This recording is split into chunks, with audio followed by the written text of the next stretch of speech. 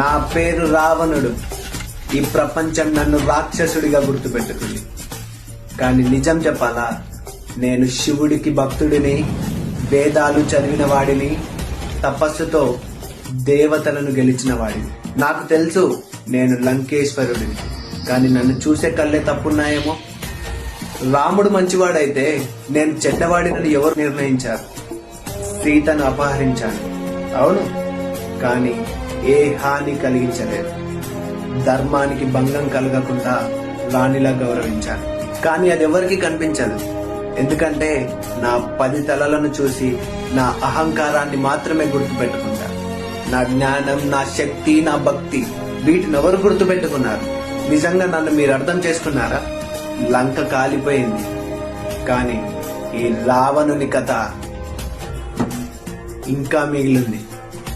నేను రాక్షసుడికి పుట్టలేదు నన్ను రాక్షసుడు అనడానికి. మా నాన్న విశ్రవ మహర్షి, ఒక ఋషి. వాళ్ళ నాన్న పులత్స్య, వాళ్ళ నాన్న బ్రహ్మ ద క్రియేటర్. మా అమ్మ కైకేసి. మా అమ్మ ఒక రాక్షస రాజ్యపు వంశానికి చెందిన సుమాలి కూతురు.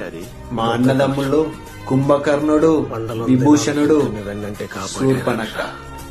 మా నాన్న విశ్రవ మహర్షి. ఋషిగా ఉన్నప్పటికీ కైకేసి మా అమ్మని పెళ్లి చేసుకోవడంతో, రాక్షస వంశానికి చెందిన కైకేసిని పెళ్లి చేసుకోవడంతో రాక్షస లక్షణాలతో జన్మించా. కానీ విభూషణుడు మాత్రం నీతి మార్గాన్ని అనుసరించాడు. శ్రీరాముని వంశం గురించి చెప్పాలా? కమెంట్ చేయండి.